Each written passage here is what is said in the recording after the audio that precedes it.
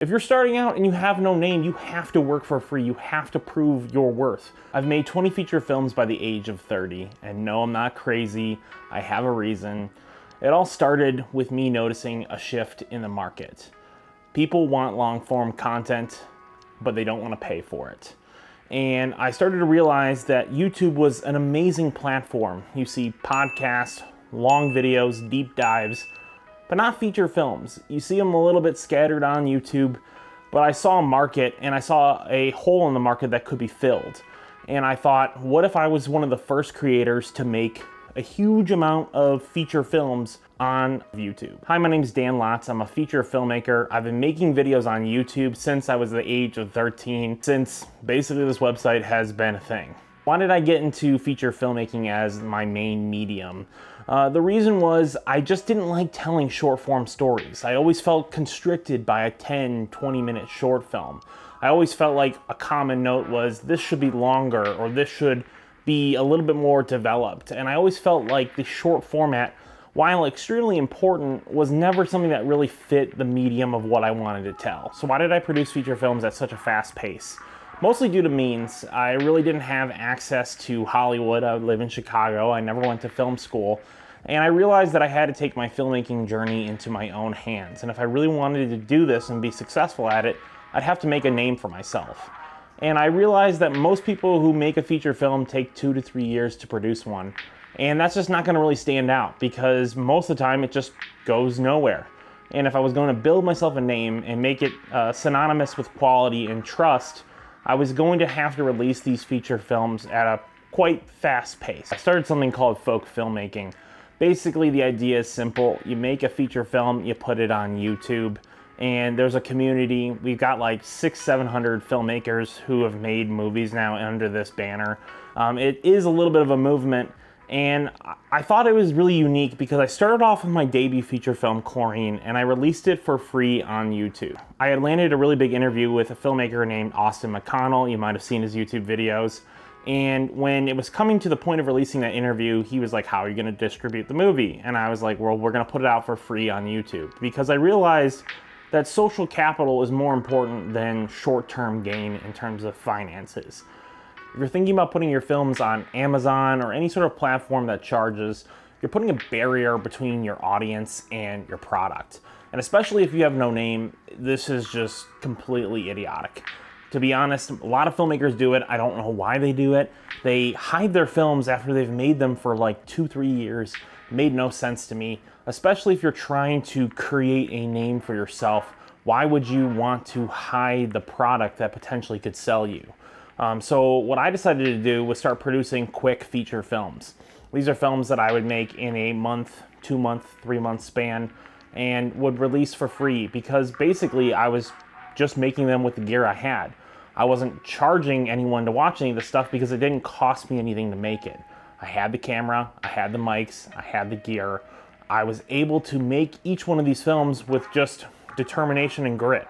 I got a group of friends who were willing to work on the films for free with me because they wanted to increase their profile as well. And it's so important if you're a young filmmaker to want to increase your profile. A lot of people say, don't work for free, don't do that. I think that is one of the dumbest pieces of advice you could possibly give anyone because if you're starting out and you have no name, you have to work for free. You have to prove your worth. People don't want you to just show up on set without any sort of knowledge of what you can actually do. And if you can't do something good and you can't make something good, why would someone want to turn up?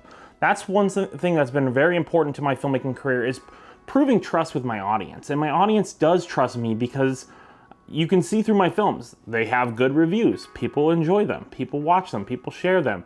My film Chlorine is kind of like a little indie cult classic at this point. And it's really interesting because I think a lot of times if I had just gone the route of putting it in a festival, putting it behind a paywall, putting it behind some sort of distribution platform, I would have never reached my audience. And I think one thing we need to really teach filmmakers these days is filmmaking literacy on how to do distribution. If you're trying to distribute a work to an audience, you got to make sure you know who your audience is. And if your audience is like-minded independent filmmakers, you're going to want to reach them at the source, which is where they're going to go for all their content, which is YouTube. Right now, these platforms like Tubi, Amazon, they don't really build organic reach for regular viewers. So if you make a film 2 years from now, no one from Tubi is going to remember the director's name. They're just going to say, oh, I watched that cool movie on Tubi, and they're not even gonna think about it. You make a YouTube profile, and then suddenly you can make constant updates that keep them engaged with your work. So how did I go about making these films? I got a simple camera. At the time I was using my Sony a7 III. I got my best friend Joel, my other friend Ed, a whole host of actors and actresses that worked on my projects. I would write these scripts. Usually what I do with them is pretty simple. I write all my scripts in my notes app. I don't write full-length scripts, I write outlines. It saves so much time. It's the Joe Swanberg method. And basically you just write out an outline, give yourself bullet points, give yourself dialogue ideas, and then you let your actors do the improv for you. You hone it in, you make sure you cast people that feel to the type of your role. That's one thing that's really important. I always cast people who feel like they could play the character I'm casting them for. I never try to go against type or try to force someone who I don't think is going to work. I always try to make sure that the character and the actor that I got have a perfect matching blend together. When it comes to cinematography, it's even simpler. I just do raw naturalistic cinematography, other than like a very simple basic little LED panel like the one I have here. For the most part, I'm just completely using natural light, especially for outdoor scenes. There's no need. Natural light is so great, especially if you shoot at the right times. It's really raw and perfect for just getting nice, simplistic cinematography. I've gotten so many compliments on the cinematography of my work.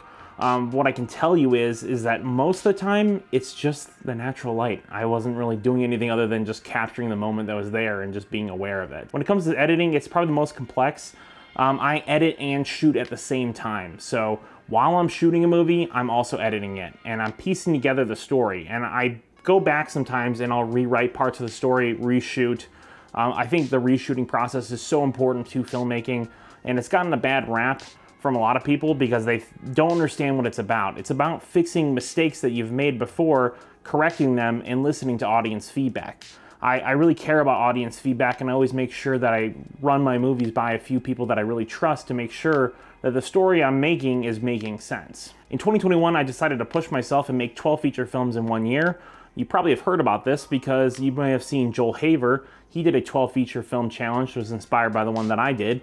And it was really cool. I even got to collaborate with him on one of his movies called Love Celeste. But in 2021, I made 12 feature films, and I got to learn how to not be precious about your work. You just gotta get through it. And if you're making films, you just gotta make sure that you're not treating them as special or perfect. So many filmmakers I know treat every work as this special masterpiece. But when you get in the reps, when you get in more experience, of course it's gonna become more special, and it's gonna become more important, and it's gonna look better, and it's gonna feel better, it's gonna be paced better. That's one thing that I've learned is quality through quantity, quality through repetition. And that would be one thing I would really encourage if you're a young independent filmmaker and you haven't really gotten your footing yet. Make a bunch of feature films. Say, hey, this summer I'm gonna make a feature film, and then next summer I'm gonna make another feature film. And then the following summer, I'm gonna make 2 feature films.